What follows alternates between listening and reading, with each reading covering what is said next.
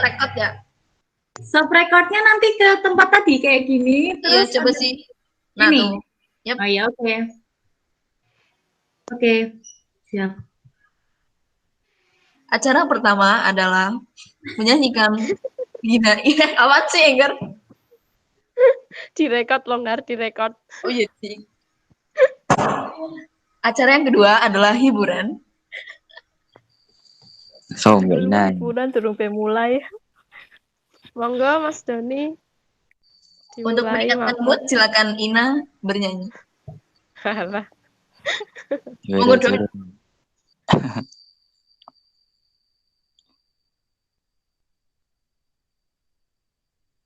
Aku on cam apa off cam gak apa-apa? Terserah Don. Yang penting jangan di mood. Oke. Ya betul. Tak mulai ya. Bismillahirrahmanirrahim. Assalamualaikum warahmatullahi wabarakatuh. Waalaikumsalam warahmatullahi wabarakatuh. Alhamdulillahirrahmanirrahim. Assalatu wassalamu ala sayyidina Muhammadin sallallahu alaihi wasallam. Wabarakatuh. Alhamdulillah kalau kita semua dapat bersuamaya pada kesempatan pagi kali ini dengan keadaan sehat walafiat untuk belajar bersama mengenai materi UAS tadrib, mata kuliah tadribat kok itu loh, Boh. Insya Allah akan dilaksanakan tanggal 31 Desember mendatang. Nah, untuk yang adapun materinya itu adalah kalam, wa mayatarakabu minhu, kalam dan yang berhubungan dengannya. Kemudian ada mubtada khobar.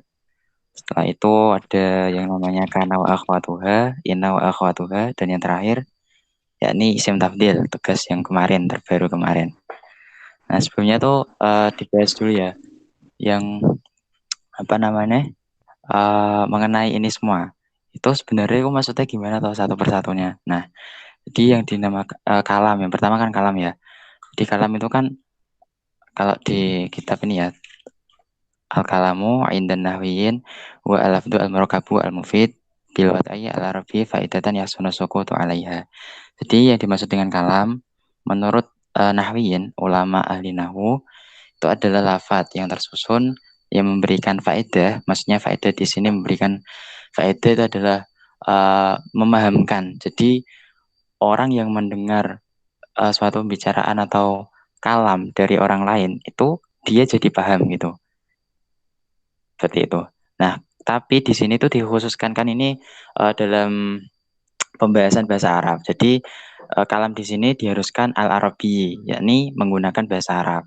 Jadi kalau menurut pengertian ini, misalnya ada pembicaraan tapi non lugah Arabiyah, bukan menggunakan bahasa Arab, maka tidak dianggap kalam karena keluar dari batasan pengertian di sini. Dengan ini loh ya, pengertian yang di sini. Al-kalam ini dan nahwiyin tadi kayak gitu. Terus selanjutnya tuh kalimah ya. Kalimah itu ada 3 dalam bahasa Arab. Itu kalimah isim, kalimah fi'il, dan kalimah huruf. Nah, jadi intinya tuh dalam bahasa Arab, dalam teks apapun, entah itu teks narasi yang panjang, pendek, dan sebagainya itu sama kok. Intinya tuh kalimahnya hanya ada 3.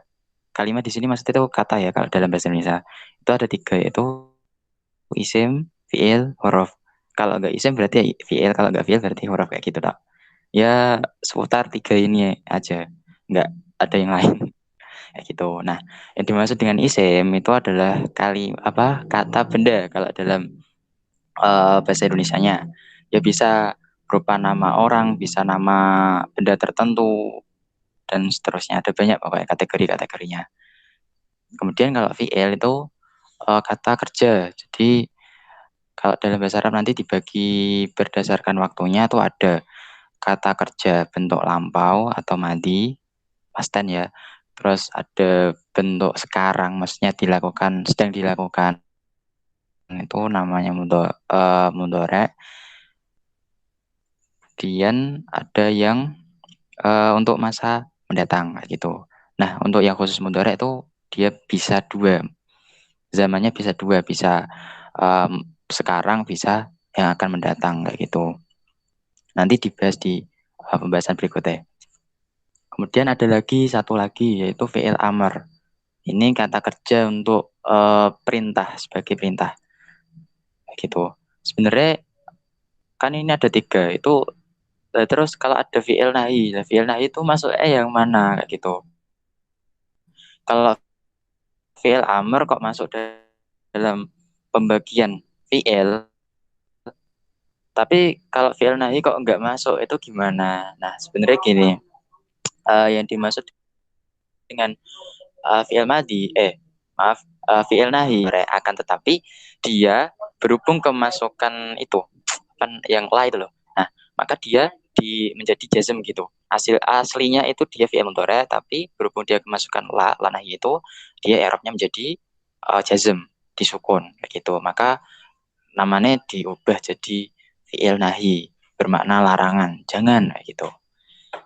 Ini langsung ke tamrinat ya, coba yuk. Tamrinat yang pertama, at-tamrin bayinil kalimah wal kalam wal kalim wal jumlati wal qauli fi ma ya'ti.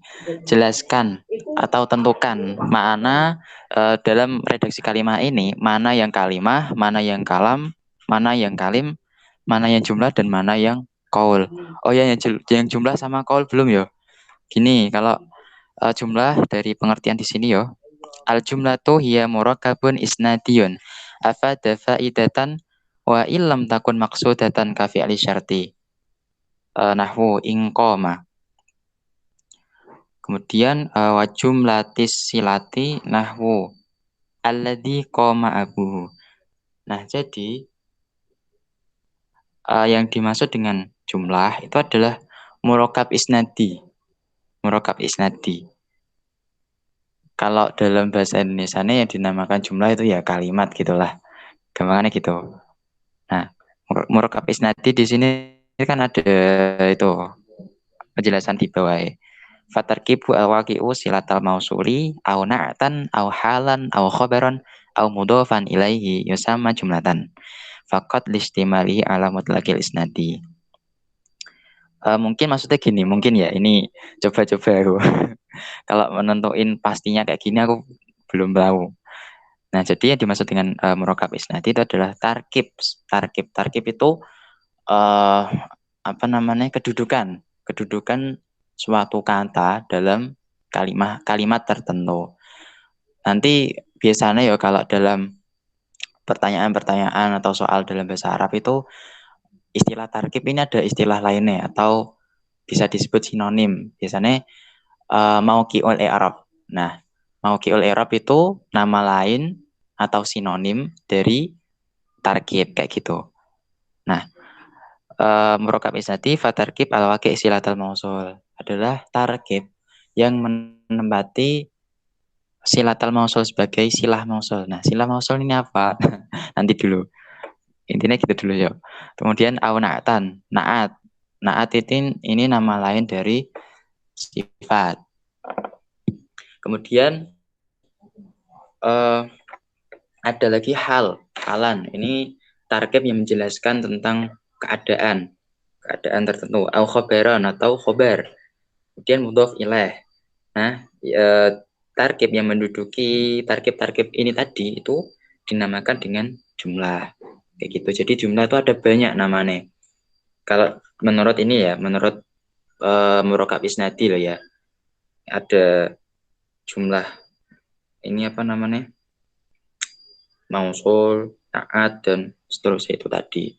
Tapi ini pembahasan lanjutan kalau menurutku. Kalau yang dasar jumlah itu dibagi 2 dulu aja. Jumlah ismiyah sama jumlah fi'liyah. Nah, yang paling penting itu ini dulu. Jumlah ismiyah itu adalah jumlah yang terdiri dari atau tersusun dari mubtada dan khobar. Jadi kalau ada mubtada terus ada khobar, nah udah pasti berarti ini jumlahnya namanya jumlah ismiyah.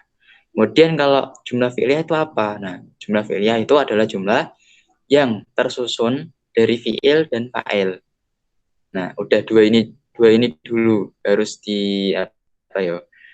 dibedakan dulu lah intinya. Untuk yang kayak tadi kayak jumlah haliyah, jumlah terusnya mau nanti dulu. Kalau ini udah dulu aja. Yang jumlah ismiyah sama jumlah fi'liyah dulu. Itu untuk jumlah. Terus yang dimaksud dengan qaul apa? Wal qaulu ma yuntaqu bihi sawa'un akana kalimatan au kalaman au kaliman am jumlatan. Kayak gitu. Jadi yang dimaksud dengan qaul itu adalah sesuatu yang diucapkan, ma yuntaqu. Sesuatu yang diucapkan. Baik dia itu berupa kalimah atau berupa kalam atau berupa kalim atau berupa jumlah. Jadi dari keempat hal ini tuh semuanya bisa disebut dengan qaul. Qaul sendiri kalau dalam arti lateral kan, dan kan dari kata qola ya qulu, qaulan kayak gitu kan. Nah, itu artinya kan perkataan gitu kan, atau suatu ucapan gitu. Nah, saya ada yang belum ini. Nah, yang kalim. Kalim itu di sini al-kalimu wa al-lafdu al-murakkabu min thalasi kalimatin faksara sawa'un afada nahwu al-ilmu yurakil insana aw lam yufid nahwu lawir taqal insanu idza kuntu raqiyan. Nah, yang dimaksud dengan kalim itu adalah lafaz yang tersusun dari 3 kalimat, dari 3 kata kayak gitu, atau lebih, baik itu dia berfaedah, maksudnya dia itu sudah bisa memahamkan orang yang mendengar kalimat tadi, contohnya seperti al-ilmu yurakil insan. Nah, ketika ada orang mengatakan al-ilmu yurakil insan, itu kan yang mendengar udah paham. Maksudnya ilmu itu yurakil insan. Ilmu itu dapat meninggikan manusia. Maksudnya meninggikan apa? Meninggikan derajatnya kayak gitu. Atau dalam apa yo? Kalau kata-kata itu yang mutiara atau apa itulah kan yang membedakan antara manusia dengan hewan itu kan bisa dilihat dari segi ilmu kayak gitu. Kalau manusia itu berilmu, kalau hewan itu tidak kayak gitu. Kemudian ini yang memahamkan, ini kalim yang sudah berfaedah memahamkan, contohnya kayak gitu, al ilmu yurakil insana. Nah, atau bisa juga kalim itu berupa susunan yang tidak memahamkan. Misalnya, lawir tako al insanu. Seandainya manusia itu menjadi tinggi. Maksudnya gimana? Maksudnya seandainya manusia menjadi tinggi, kan pasti orang yang mendengar kalimat ini itu kan masih bertanya-tanya loh. Seandainya menjadi tinggi terus apa kayak gitu? Apakah kalau menjadi tinggi dia terus jadi orang yang kayak gini atau kayak gitu atau gimana, kan belum jelas. Jadi orang yang mendengar itu belum paham. Sama halnya contoh yang kedua ini. Idza kuntu raqiyan. Jika aku adalah orang yang tinggi gitu. Maksudnya ini nek aku jadi tinggi itu terus apa gitu kan belum ada kan. Ini kalau dalam bahasa Indonesia baru penyebutan jika gitu loh. Jika ini, jika bla bla bla bla, kan belum ada makanya. Jika kan harus biasanya kan disertai maka gitu kan. Gitu. Nah, kembali lagi ke tamrin tadi ya. Jelaskan atau nyatakan mana yang kalimah, kalam, kalim, jumlah, dan qaul dalam pernyataan berikut ini. Idza takallama ahadukum falyajtahid an nakuna alfadu udbatan la yumallu sima'uhu wa an takuna al-madlulatu sahihatan yumkin wuku'uha yumakin wuku'uha falaisa kullu lafdin makbulan wala kullu madlulin ma'qulan wa ayyu ra'il i'tidal wa ayyu ra'il i'tidal fil maqali fa innal itnaba qad yakunu mumillan kama anal ijaza qad yakunu mukhilan. Nah, ini panjang ini. Ini disuruh nentuin, maksudnya dari redaksi ini tuh mana yang kalam, mana yang kalimah, mana yang jumlah, dan mana yang qaul kayak gitu. Ini tak coba ya. Jadi perkataan ini tadi, semua ini tadi itu bisa dikatakan sebagai kalam karena udah ada maksudnya kayak gitu. Kita ambil contoh yang apa yo? Awale dulu. Idza takallam ahadukum falyajtahid an takuna al-alfadu udbatan la yumallu sima'uha. Sebentar ini tanya dulu aku. Utbatan ini diartiin apa ya? Ada yang tahu?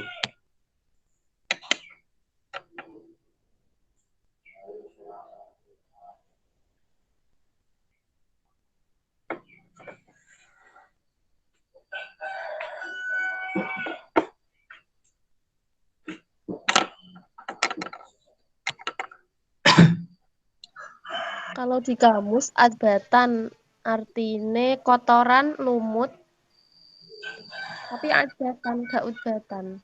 Lumut. Saya. Hmm. Sing pakai dumahin coba. Utbatan kayak gitu.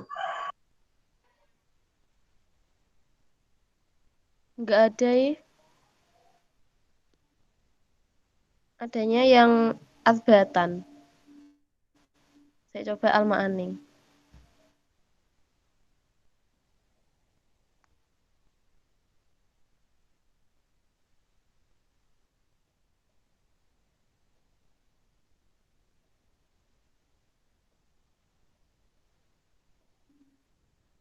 Kok gak ono?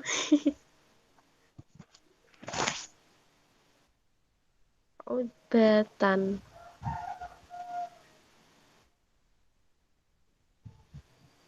Nah, saya. Udah, nah, nemu guys. Diartikan itu manis atau itu apa namanya? Dari kata adbun kayak Oh. pakai fathah kayak. Itu loh yang kalau air putih itu bahasa Arabnya kalau nggak salah ma'u'adin kan, itu kan jernih putih itu loh, tawar gitu. Berarti mungkin bisa disamain ya. Coba di arti kesek wae. Idza takallama ahadukum falyajtahid an takuna al-alfadu adbatan la yumallu sima'uha. Jika salah seorang dari kalian itu berbicara takalam, falyajtahid maka usahakanlah antakuna al-alfadu adbatan. Maka usahakanlah lafat-lafat atau kata-kata yang engkau ucapkan itu adbatan, itu adalah kata-kata yang manis.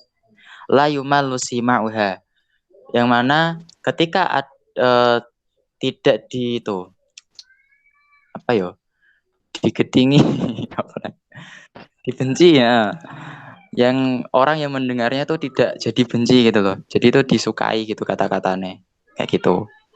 Nah, dalam contoh kalimat ini itu coba kita analisis mana yang kalam, mana yang kalim, jumlah qaul. Nah, kayak gitu. Nah, dari kata ini tadi idza takalama sama sampai la yumallu simauha itu udah bisa disebut kalam. Udah bisa.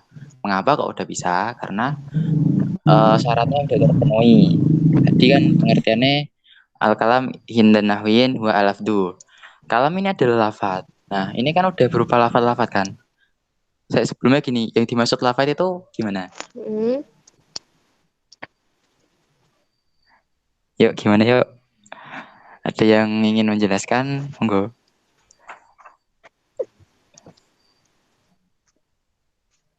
Lafat apa ya? Itu di bawah ada di keterangan itu loh.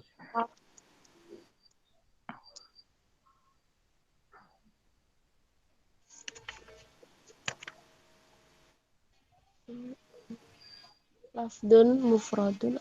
Yang itu al-muradu bil lafzi itu di bawah garis kalau di buku. Oh, wal muradu bil mufradi huna huwa ma yatalaffadhu bihi marrah wahidah wa indalla ala muta'addid karajulin wa rijalun. Sing iku bener gak, Don? Sing endi iki? Oh, iya. Sing Al anu muradu bil lafdi nahwi. as-sawtu al mustamilu ala ba'dil hurufil hijaiyah tahqiqan ka Muhammadin au taqdiron kad dhamair al mustatirah. Nah, itu Oh, gimana? berarti sesuatu yang mengandung sebagian huruf hijaiyah gitu po. Terus Suara ya bener suara. As-sautu suara. suara yang mengandung sebagian dari huruf hijaiyah. Mm-mm. Apa? Betul, terus. Kayak ujian. Terus tahkikon seperti Gimana itu? Muhammad atau takdiron seperti domir mustatir. Nah, jadi itu kayak gitu yang dimaksud dengan lafadz. Lafadz itu adalah shawt al-mustamil. Jadi dia itu adalah suara yang mengandung sebagian huruf hijaiyah. Baik itu secara tahqiq, secara nyata, jelas gitu, udah kelihatan gitu loh. Misalnya kayak Muhammad kayak gitu kan, udah kelihatan huruf-hurufnya. Au takdiron atau takdir, maksudnya dikira-kirakan, nggak terlihat, samar gitu. Contohnya seperti al-domair al-mustatirah. Domir mustatir, domir yang tersimpan. Kan nggak kelihatan wong tersimpan kan. Kayak gitu. Nah, ini yang lafadz. Kan berarti udah terpenuhi. Ini kan misalnya aku baca idza takallama ahadukum. Nah, ini kan aku baca gini kan berarti udah ada suara kan. Suara dan dia itu suaranya ki mengandung huruf hijaiyah. Idza takallama. Nah, berarti udah syarat pertama sebagai kalam udah masuk. Berarti udah bisa disebut kalam.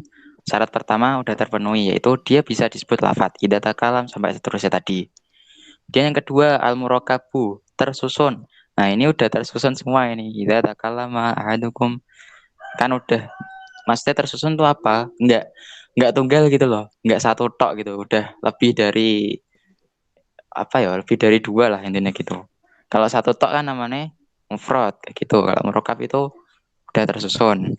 Terus yang ketiga al-mufid, bisa memahamkan. Misalnya aku tadi bilang gitu, ketika salah seorang di antara kamu itu hendak berbicara, maka hendaknya, sebaiknya, seyogyanya dia itu mengusahakan kata-kata yang ia bicarakan, kata-kata yang ia ucapkan itu adalah kata-kata yang manis, sehingga orang yang mendengarkan kata-katanya itu tidak benci, tidak apa ya, nggak kesinggung gitu loh intinya. Kan ketika aku udah mengucapkan kayak gini kan, orang yang mendengar ucapanku tadi kan udah paham mestinya. Oh, jadi ku maksudnya nak apa berbicara itu harus kayak gini harus seperti kata-kata tadi, nggak boleh pakai kata-kata yang menyinggung, nggak boleh kata-kata yang maaf kotor kayak gitu dan seterusnya kayak gitulah. Berarti syarat yang ketiga udah. Terus bil wadai, yang dimaksud dengan al wadai di sini tuh gini, kalau apa ya, nah, dalam ini di syarah di sini bil wadai ai bil qasdi wa huwa ayaqsuda al mutakallimu bima yalfadu bihi mimma wada'atul arabu ifadatas sami'i. Intinya tuh disengaja gitulah. Dia qasdi kan, qasdu itu kan menyengaja, maksud di apa ya, di mengucapkannya ini disengaja, enggak apa ya, enggak kudu dijarak cara istilah Jawa nih. Terus gini, kalau dalam kitab Jurumiyah, kitab yang biasanya familiar dipelajari di pesantren gitu kan, itu yang dimaksud al-wada itu ada dua makna. Yang pertama kayak ini tadi, bil wada itu maksudnya al-qasdu, menyengaja. Jadi perkataan orang yang mengigau dalam tidur, misalnya ada orang tidur terus mengigau, meskipun itu perkataannya itu dalam bahasa Arab, apakah perkataan orang yang mengigau ini disebut kalam? Tentu tidak, karena tidak sengaja. Jenenge namanya orang mengigau kan pastinya nggak sadar kan, kayak gitu. Harus sadar mengucapkannya tuh, harus sadar, baru bisa disebut sebagai kalam. Kalau nggak sadar nggak bisa berarti. Terus yang kedua, makna yang kedua kalau dalam kitab Al-Jurumiyah itu yang dimaksud al-wad'u itu adalah itu al-Arab, maksudnya harus menggunakan bahasa Arab kayak gitu ya, sama kayak ini tadi sih pilati al-Arabi ini kurang lebih ya gitu. Jadi kalau ada orang berbicara menggunakan bahasa selain Arab, maka kalau menurut ini pengertian atas pengertian di sini tuh berarti tidak bisa dikategorikan sebagai kalam kayak gitu, harus menggunakan Arab. Kalau misalnya bicara dengan bahasa Turki, bahasa Persia, seterusnya tidak bisa berarti gitu. Nah, jadi kembali lagi ke tamrin. Jadi contoh yang redaksi kalimat pertama tadi, idza takallama ahadukum sampai la yumalu simauha, itu udah bisa disebut sebagai kalam. Karena apa? Dia itu berupa lafadz. Kalau dibacakan berarti suara, mudah mengandung huruf hijaiyah. Terus murokab, dia itu tersusun, nggak hanya satu. Idza takallama ahadukum ini kan udah 3 susunan ini udah. Berarti udah bisa memenuhi syarat murokab. Kemudian mufid, bisa memahamkan. Kalau ini misal diterjemahin kan yang mendengar itu udah paham. Kemudian bil wad'i dan al-arabi, dia itu dikatakan dengan sengaja dan berupa bahasa Arab. Jadi bisa dikatakan sebagai kalam. Ini. Kemudian yang kalim dalam ini tadi, kalimat ini tadi, mana yang kalim? Idza takallama ahadukum falyajtahid. Nah, itu mana yang kalim? Nah, yang dinamakan kalim tadi kan pengertiannya suatu susunan yang terdiri dari minimal tiga kalimah atau 3 kata. Nah, misalnya ini idza takallama ahadukum. Nah, ini kan udah 3 kata. Nah, ini berarti bisa disebut sebagai kalim kayak gitu. Selanjutnya juga bisa falyajtahid, antakuna, al-fadu, itu bisa. Pokoknya minimal tiga. Lebih dari 3 malah lebih bagus kayak gitu. Kalau kurang dari 3, kesimpulannya ya nggak bisa disebut sebagai kalim gitu.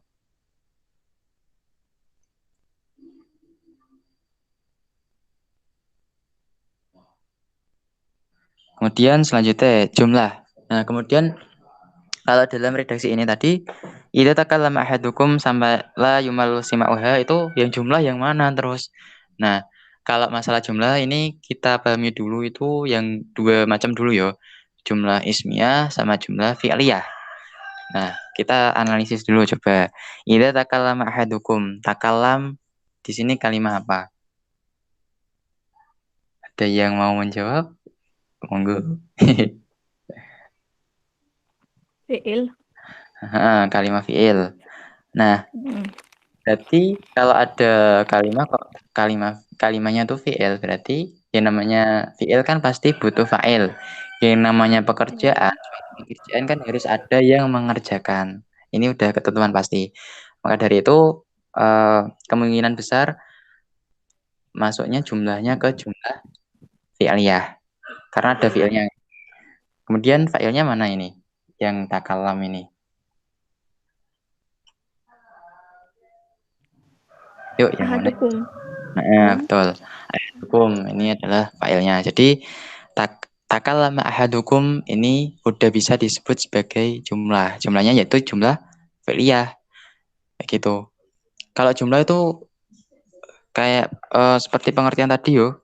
Kembali tadi huwa murakabun isnadiyun afada faidatan. Pokoknya tuh suatu susunan yo minimal 2 sih kalau jumlah kayak 2 kalimah. Atau mungkin kalau jumlahnya fi'liyah itu bisa 1 tok bisa. Kalau berupa fi'il gitu, tapi fa'ilnya nanti berupa dhamir mustatir, dhamir yang tersimpan, nggak terlihat. Itu. Langsung kembali lagi tadi yo. Idza takallama ahadukum. Nah, ini kan fi'ilnya itu takallama, fa'ilnya ahadukum. Jadi bisa dikatakan sebagai jumlah fi'liyah. Kayak gitu. Terus kita coba lagi nyari jumlah yang lain. Apa ya sing? Nah, ini misal antakuna al-alfadu. Nah, di situ itu jumlahnya berupa jumlah apa? Maksudnya kalimatnya tuh kalimat nominal atau verbal. Kayak gitu. Ini takuna al-alfad ini loh. Yuk, Verbal. Gimana? Verbal. Mengapa kok verbal? Karena ada fi'il. Fi'ilnya yang mana? Takuna. Nah, betul. Terus fa'ilnya? Al-alfadu. Nah, mantap. Nah, berarti ini takuna al-alfadu itu bisa dikatakan sebagai jumlah fi'liyah kayak gitu. Karena ada fi'il dan ada fa'ilnya. Intinya gitu. nyoba cari yang itu yo. Yang ismiyah kok ndak ndak nemu-nemu. Se. Coba itu sing ke bawah, tamrin yang kedua. Kayaknya ada. Nah, ini. Udah ketemu tamrin yang kedua. Yang mulai al-mu'asyarah itu loh. Sing di al muasyarah dia. Yang tamrin dua. Bawahnya tamrin satu. Oh, Bawahnya heeh. pas. Nah, kita tak coba ambil contoh yang setelah al-mu'asyarah, yang setelah koma yaitu idha'atul lugati taslimun lidzati. Nah, ini. Ini kan gini, idha'atul lugati ini susunannya kira-kira berupa idhofah atau enggak? Maksudnya berupa tarkib idhofi atau enggak? Maksudnya itu yang susunan dua itu loh, dua isim digabung itu loh. Kira-kira iya apa enggak? Idha'atul lugati. Sebelumnya gini, idha'ah itu kalimat apa? Gitu aja dulu. Kalimah isim. Kalimat isim. Kalau al-lugati kalimat apa? Isim. Isim juga.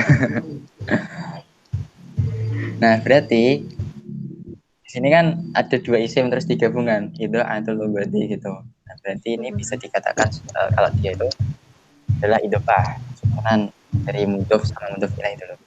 Tuh, mudhofnya idhofah, mudhof ilaihnya al-lugati kayak gitu. Kemudian taslim. Taslim ini kalimat apa? Isim. Kalimah isim Mengapa kok disebut isim? karena ada tanwin. Karena ada tanwin. Betul. Nah, di situ kan gini berarti. Di situ kita nggak nemu yang namanya kalimat fi'il. Kok isim semua? Nah, berarti kalau kita nemu suatu kalimat dalam redaksi tertentu kok ini kok susunannya kok isim-isim semua, banyak isimnya. Nah, berarti kemungkinan besar itu bisa kita analogikan kalau dia itu adalah jumlahnya jumlah ismiyah karena banyak isimnya gitu loh. Nah, terus untuk lebih dibuktikan lagi nih, apakah ini ismiyah apa enggak gitu kan. Itu dicoba dilihat tarkibnya atau i'rabnya lah kayak gitu. Idha'atul lughah. Nah, gini, ini kan idhofah. Antara ada mudhof sama mudhof ilaih. Mudhofnya idha'ah, mudhof ilaihnya al-lughati. Nah, gini. Kalau ada susunan idhofah, tarkib idhofi, untuk melihat i'rabnya itu yang dilihat itu i'rab yang mudhofnya atau yang mudhof ilaihnya. Nah, jadi kalau yang misalnya ada ada tarkib idhofi, ada susunan dari dua isim atau lebih gitu. Terus kita ditanya i'rabnya, ini i'rabnya apa gitu. Kalau misal ditanya nanti berhubungan dengan tarkib ya, kedudukan ya. Itu kita lihat i'rabnya tuh yang i'rab mudhofnya. Yang itu yang pertama gitu. Yang mudhaf. Kalau yang mudhaf ilaih itu i'rabnya udah pasti majrur soalnya. Baik kita melihat atau enggak kita analisis ya sama aja pokoknya kalau mudhaf ilaih itu wajib jar gitu. Udah nggak bisa diganggu gugat itu. Tapi kalau mudhofnya itu bisa berubah-ubah tergantung tarkibnya nanti kayak gitu. Jadi kalau tarkibnya misal jadi mubtada atau jadi khobar atau fa'il itu kan i'rabnya rofa pastinya kayak gitu. Jadi kita ngelihat apakah ini i'rabnya rofa atau enggak itu dilihat di di mudhofnya. Kalau kita ngelihatnya di mudhof ilaihnya ya enggak ketemu. Soalnya mudhof ilaih itu wajib jar i'rabnya. Dimanapun tempat pasti wajib jar. Hanya saja nanti alamat jarnya atau tanda jarnya yang berbeda-beda tergantung jenis kalimat atau jenis kalimat. Kalau alamat i'rab jar atau tanda dari i'rab jar itu kan ada 3. Bisa berupa kasroh, bisa berupa ya, bisa berupa fathah kayak gitu. Misalnya ini tadi itu atul lugoti. Nah di sini al-lughah ini kan jar i'rabnya karena dia mudhof ilaih. Misal ditanya yo, al-lughati itu i'rabnya apa? I'rabnya jar. Lah mengapa kok jar? Karena dia jadi mudhof ilaih. Sementara mudhof ilaih itu selamanya wajib dijarkan. Kayak gitu. Nah, terus kita pasti ditanya lagi kayak gini. Lah terus kalau i'rabnya jar, tanda jarnya apa?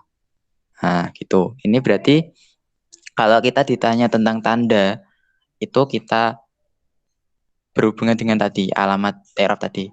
Kalau jar ya antara kasroh, ya sama fathah. Nah, di sini ada apa? Al-lughati di sini tuh ditandai dengan kasroh. Kayak gitu. Mengapa kok kasroh? Karena al-lughah misal gini.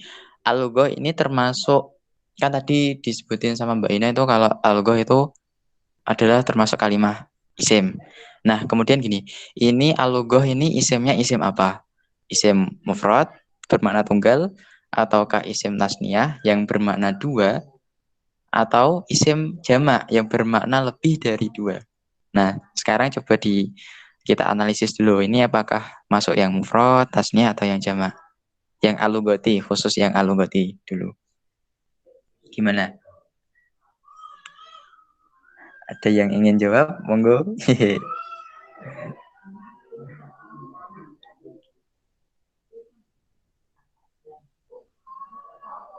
Ayo, ayo.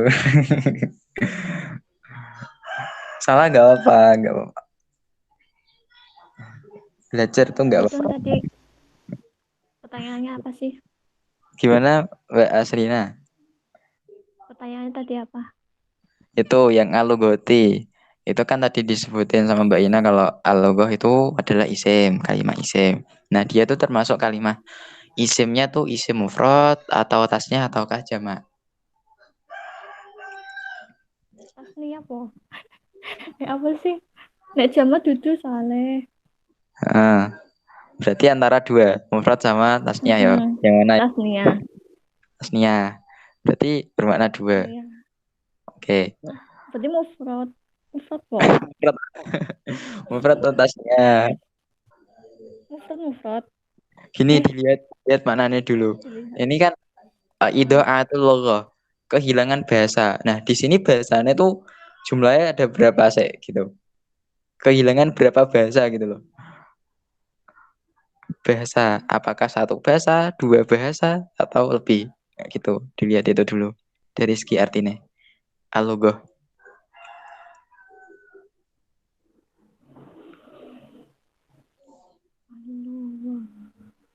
Satu. Nah, berarti kalau bahasanya tuh satu, berarti masuknya ke itu isim mufrad kayak gitu. Nah, Mufrad. kayak gitu. Berarti isimnya isim mufrad. Al-lughah itu isimnya namanya masuk dalam golongan isim mufrad. Nah, idha'atul lughati tadi al-lughati kan dibaca jar. Tandane pakai kasroh. Lah mengapa kok kasroh? Karena dia itu adalah isim mufrad.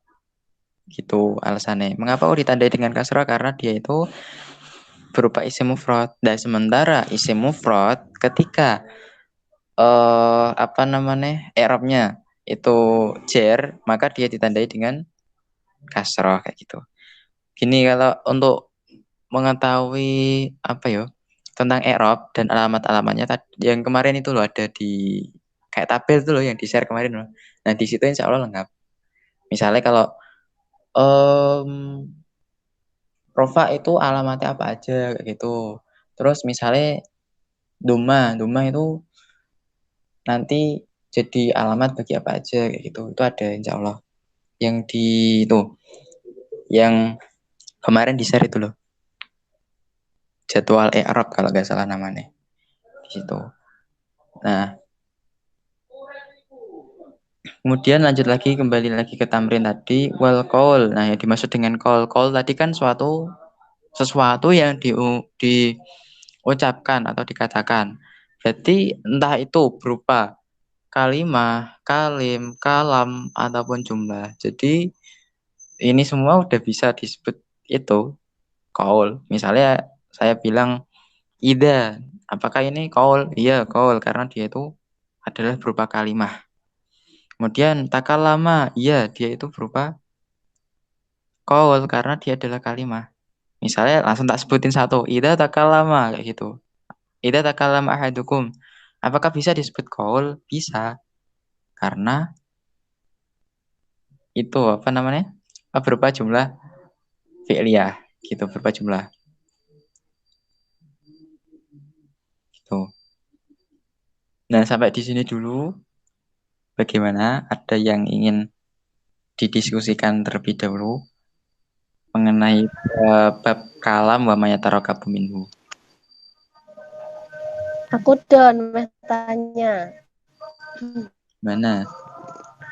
Berarti sing memahamkan itu berarti kalam bisa memahamkan, jumlah bisa memahamkan. Terus kalau kalim nggak bisa memahamkan ya?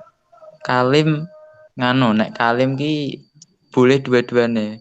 Boleh. Oh, Misalnya kalim kan suatu susunan yang terdiri dari tiga kata atau lebih. Misalnya ada susunan baik itu dia memahamkan atau tidak. Asalkan udah tersusun tiga lebih yo. Intinya kok kalau kalim patokannya jumlah susunannya udah ada berapa kata gitu. Itu udah bisa disebut kalim. Gitu. Entah itu memahamkan atau tidak. Soalnya gini, nek dia berarti apa? Iya, Bain. lanjut. Oke. Kalim itu kan jamak kan, bentuknya kan jamak dari kalimah. Coba nanti dicari di kamus lah ngono. Kalimah itu jamaknya kalim. Nah, kalau kalimah artinya kan satu kalimat, satu kata. Jadi kalau kalim artinya beberapa kata gitu. Nah, biasanya kalau dalam bahasa Indonesia yang namanya beberapa itu kan lebih dari dua, tiga ke atas ini nih kayak gitu. Kalau di apa yo? Di analogi kayak ngono.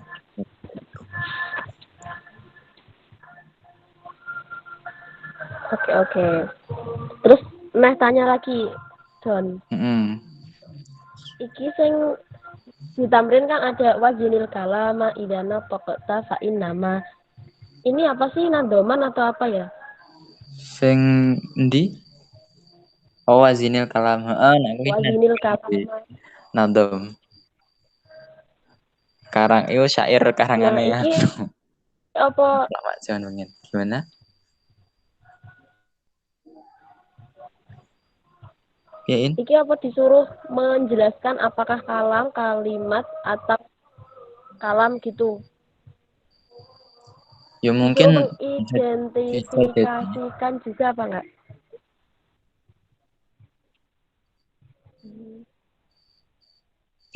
Berarti kalau misalkan nadam ini di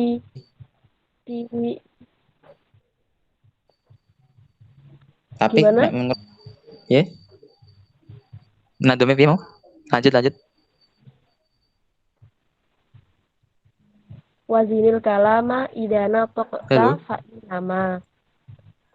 Yubti aqula zawil aquli almantiku.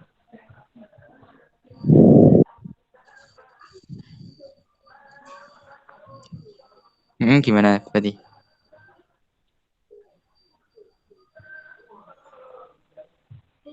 Iku kalau diidentifikasi masuknya ke mana? Kalam, kalim, kalimat apa jumlah? Ini yo masuk semua nih. Ke gini, intinya tuh keempat hal ini itu saling berhubungan pokoknya. Kayak gitu. Saling berhubungan. Misalnya diidentifikasi yo. Wazinil kalam. Wazin kalau nggak salah di sini berarti fi'il amr kayak lo ya, kayak Terus al kalama. Berarti kalau fi'il amar, berupa fi'il amar kan dia fi'il, ya kan? Nah, yang namanya fi'il pas bukan gitu, Ding. Fi'il amr ki yo. Ada itu loh, ada wazinil kalama. Artinya gimana ya? Artinya wazin. Ada yang tahu?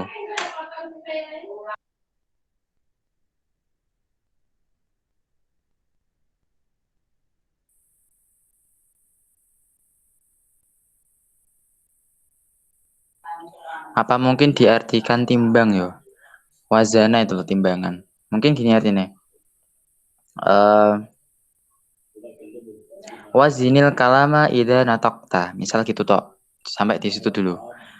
Timbanglah suatu kalam. Timbanglah, maksudnya pertimbangkan kalam, pertimbangan ucapan. Maksudnya ucapan di sini siapa? Ucapanmu, karena ini idza nataqta. Pertimbangkanlah ucapanmu, kalammu ketika engkau berbicara. Idza nataqta gitu. Nah, ini kan kalau dianalisis ya, mana yang kalam, mana yang kalim, jumlah, kaul itu masuk semua.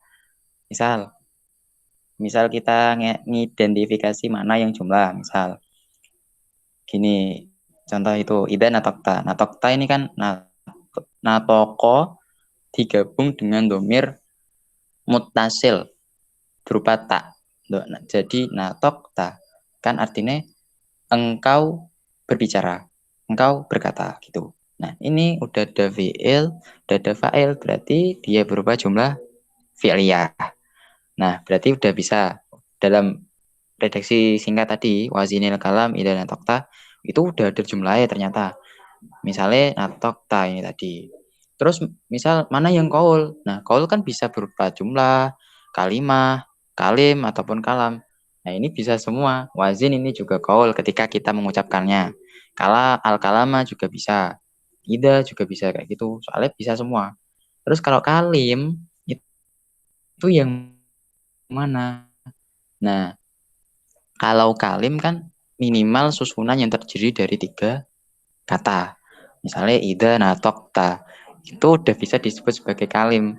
Soalnya ada 3 kata di situ. Kata yang pertama berupa ida, yang kedua nataq fi'il, kemudian ta di situ domir ta, itu jadi fa'ilnya, berarti udah kata tersendiri, dia berupa isim domir kayak gitu. Berarti udah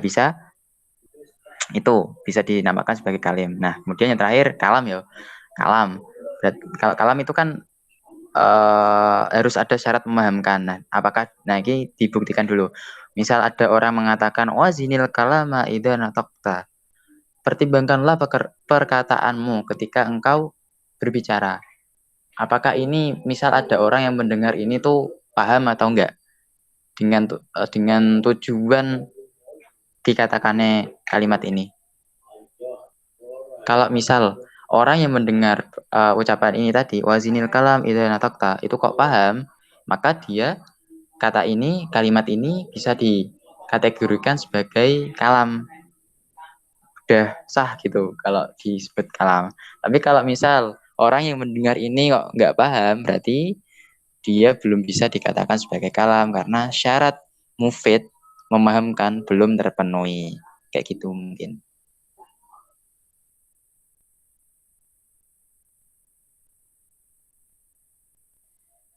Gimana Mbak Ina?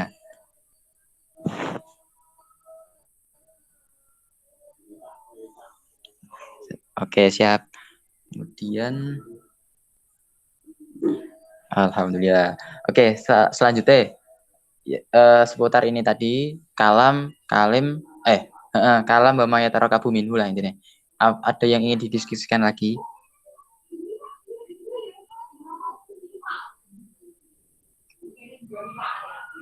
Kalau misal belum, lanjut sedikit ya.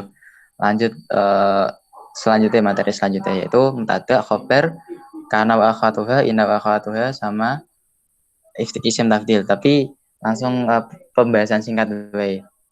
Gini. Pertama, mubtada dan khobar. Yang dinamakan mubtada itu apa? Yang dinamakan khobar itu apa? Nah, kalau melihat dari kitab ini, Al-Qawaidul Asasiyah ini, itu pengertiannya panjang banget. Baru mubtada wae pengertiannya panjang. Nah, untuk pertama kita ketahui dulu itu yang pengertian simple wae sih. Jadi dinamakan mubtada itu apa sih sebenarnya? Nah, kalau pengertian simple itu gini, mubtada adalah isim yang dibaca rofa dan jatuh di awal kalimat. Maksudnya dia itu posisinya berada di awal kalimat gitu. Udah, sampai situ dulu. Ini kalau pengertian dasar. Untuk memudahkan kita dalam memahami apa yang dinamakan mubtada. Tapi kalau pengertian secara luasnya, soalnya nanti itu kalau dalam dalam narasi dalam kalimat, dalam suatu cerita atau teks yang panjang-panjang itu mubtada itu posisinya nggak harus di depan, bisa juga di belakang kayak gitu soalnya. Tapi kenapa kok tadi tak sebutin kalau pengertian dasarnya gitu dulu, biar kita lebih mudah dalam memahami apa yang disebut dengan mubtada kayak gitu. Kalau pengertian pendek, pengertian simpelnya tadi kan kayak gitu. Mubtada itu isim yang dibaca rofa yang jatuh di awal kalimat. Kalau pengertian panjangnya secara lebih detail, paling detail tuh kayak gini. Al-mubtada'u huwa al-ismu as-sarihu al-awil mu'awwalu bihi. Al-mujarradu minal awamili al-afdiyati ghairi zaidati wa syibiha. Mukhbaron anhu awasfan rafi'an li mustaghnan bihi. Ini panjang banget pengertiannya. Nah, jadi yang dimaksud dengan mubtada itu adalah isim sharih, isim yang jelas. Misalnya kayak Muhammadun, Aliun, Baitun, dan seterusnya. Pokoknya kalimat yang jelas intinya. Udah maknanya jelas gitu. Kemudian atau bisa juga awil mu'awwalu bihi atau berupa fi'il. Loh, berarti kalau di sini keluar dari pembahasan kan, maksudnya keluar dari batasan pengertian tadi toh.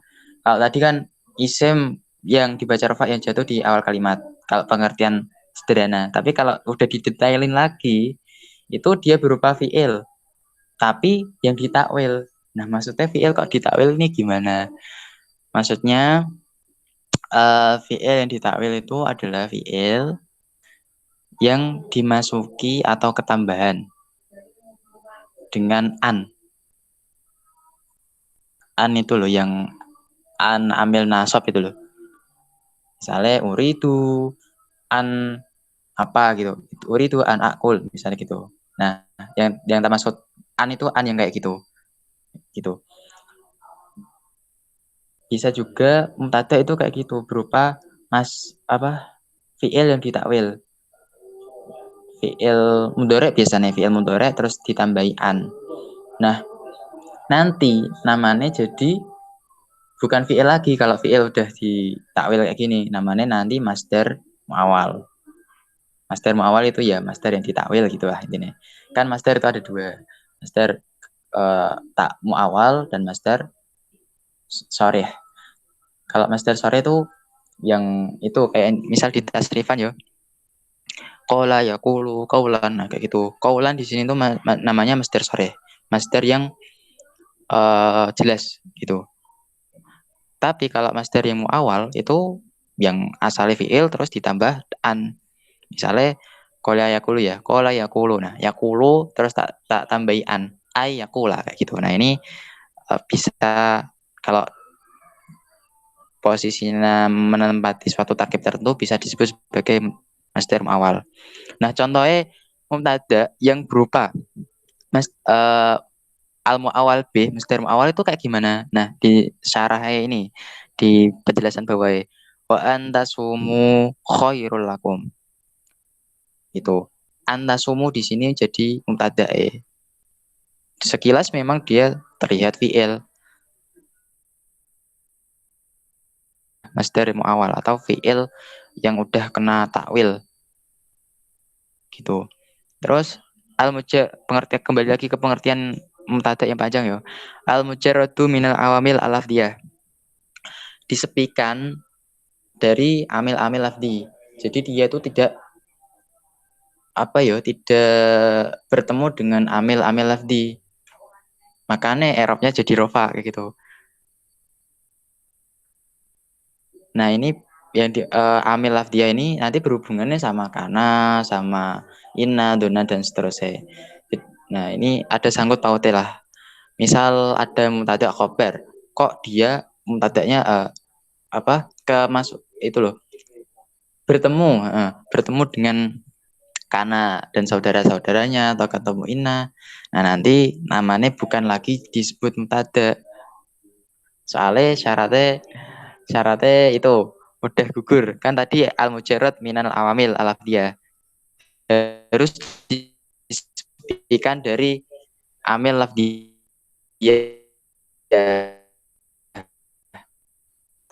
Tapi kalau berarti dia udah tidak bisa disebut sebagai mubtada lagi. Gitu. Ini masih panjang pengertiannya. Ini kita dulu ya yang mubtada pengertiannya. Terus lanjut ke khobar. Udah siang soalnya. Khobar itu huwa al-juz'u al-muntazimu minhu ma'al mubtada jumlatan mufidah. Nah, ini pengertian panjangnya. Pengertian detailnya kayak gini. Sedangkan kalau pengertian simpel itu kayak gini.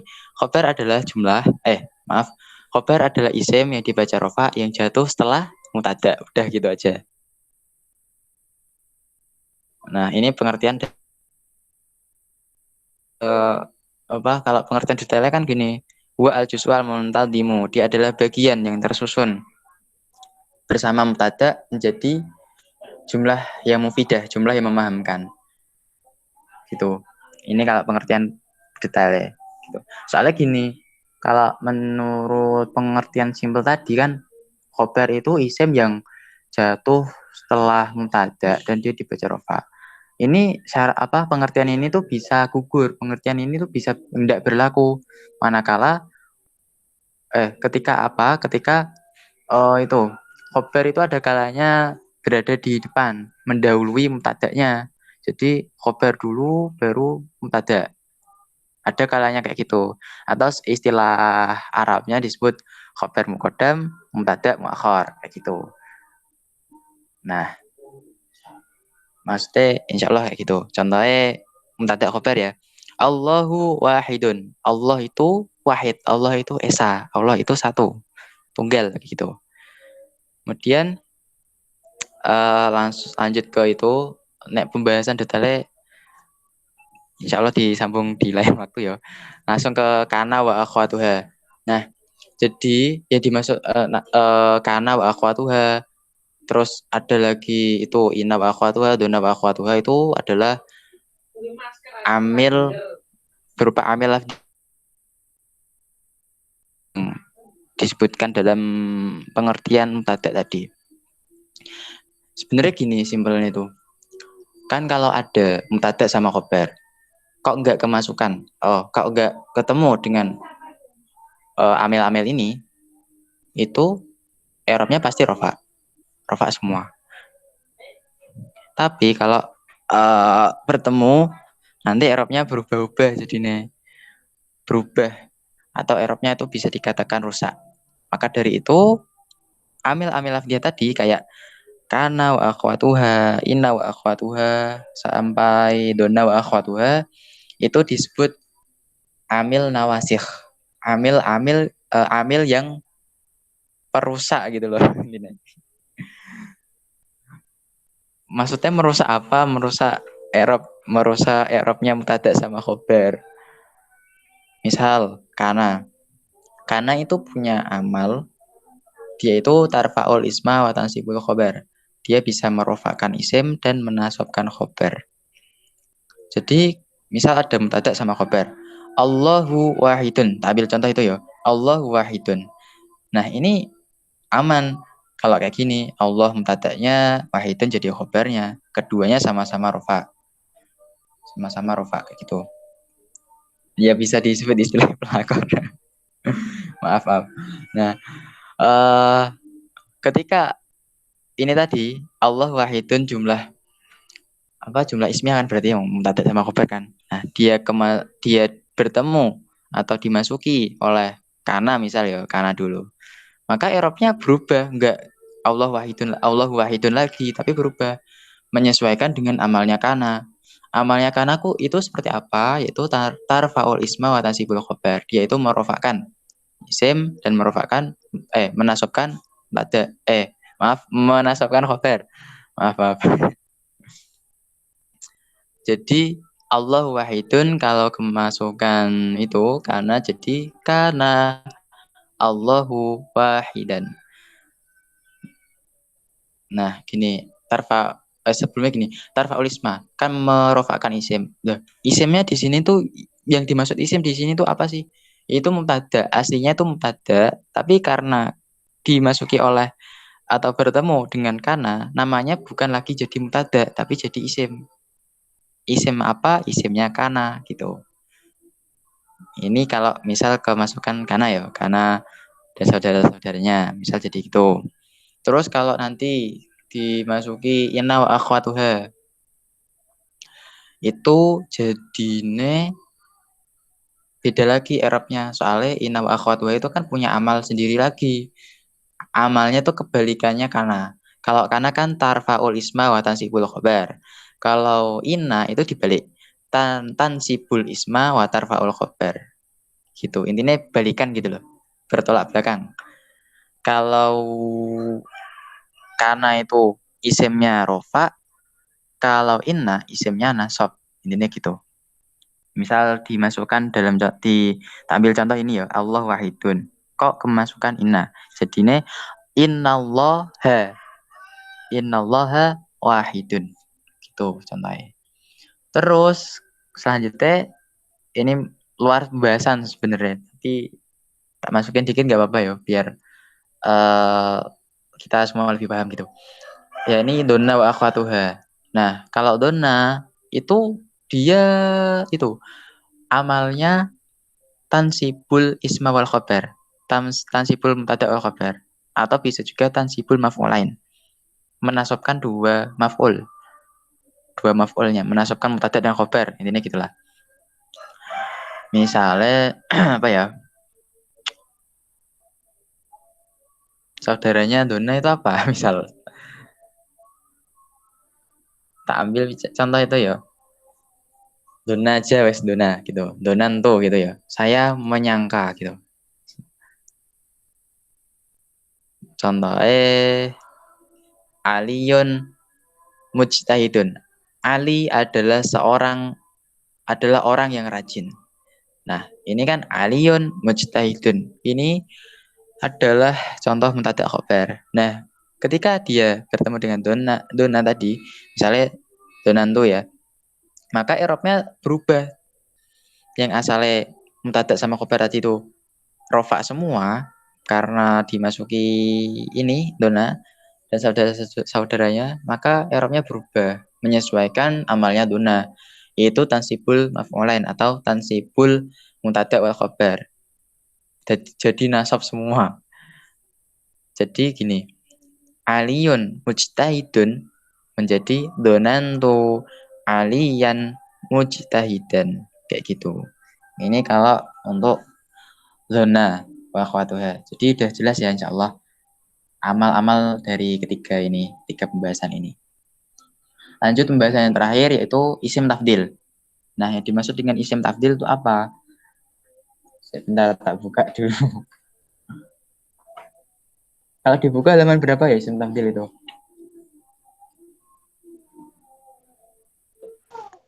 Halaman 246. Oke, siap. Sek. 246.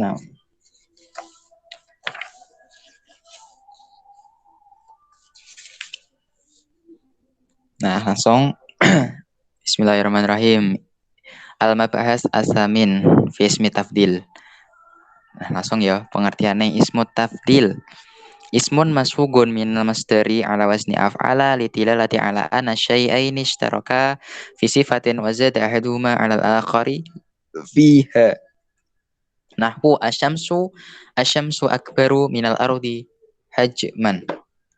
Nah, jadi yang dimaksud dengan isim tafdil itu adalah isim yang masfugun.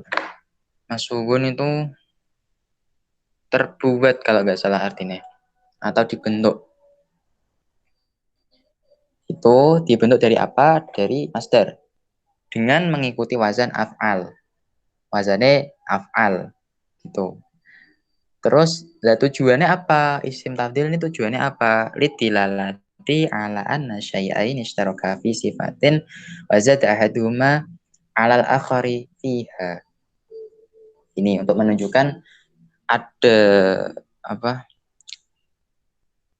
Dua hal yang sama, ya bukan kok sama sih sebenarnya, sebanding gitulah. Dua hal yang sebanding, tapi saat bahasa mudanya gimana ya? Intinya tuh tujuannya untuk perbandingan gitu loh. Dibuat membandingkan gitu. Isim tafdil itu. Contohnya, asyamsu akbaru minal ardi. Matahari itu lebih besar daripada bumi. Nah, ini kan contoh dari perbandingan kan. Gitu. Tapi sebenarnya gini, isim tafdil itu bisa apa ya? Tujuannya ada dua, kalau nggak salah. Yang pertama memang untuk perbandingan. Bermakna, biasanya maknanya ya lebih dari. Nah, kayak gitu. Punya makna gitu. Yang kedua itu punya makna paling. Misalnya, apa ya, contoh yang mudah ya, misalnya. Kata bahasa Indonesia misal. Apa?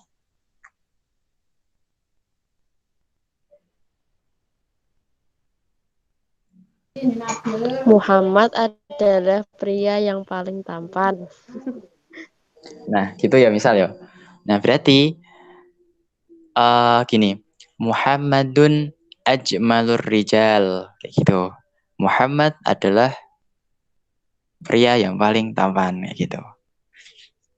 Nah, wazannya sama. Baik isim tafdil yang punya makna lebih dari ataupun punya makna paling, itu wazannya sama. Sama-sama pakai af'al. Tapi yang membedakan gini. Kalau ada isim tafdil, setelahnya itu kok ada min, biasanya ya, ada huruf jar min gitu kan. Ini diartikan lebih dari artinya. Contoh tadi, asyamsu akbaru min, ada minnya. Berarti ini diartikan lebih dari.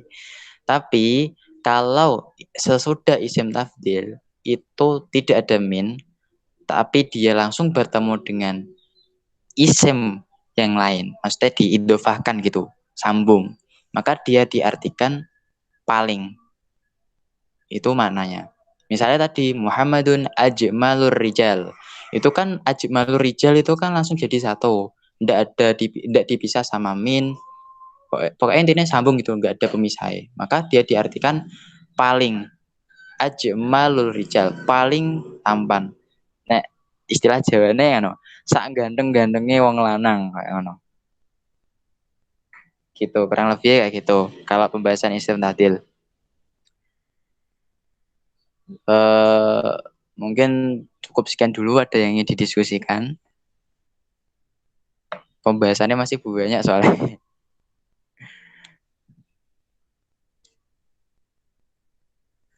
Yes, kami. Semoga bermanfaat. Gimana?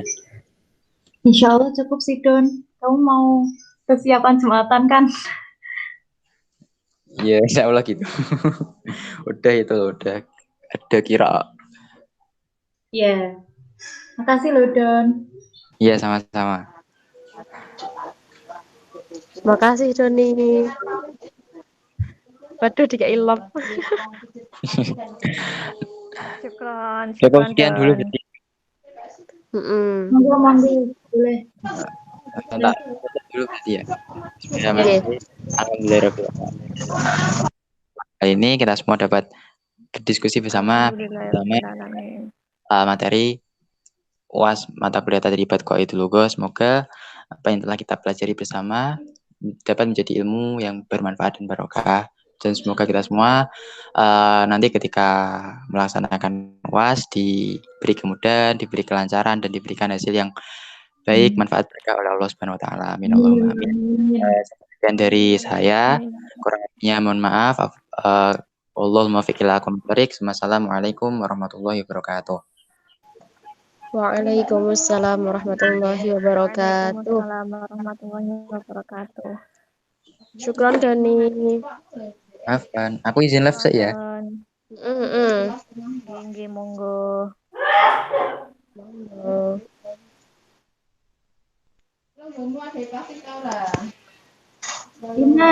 Ina, ini di stop recording dulu ya? Gimana? Berarti di stop recording kan? Di Ya, stop. di stop. Gimana, Em?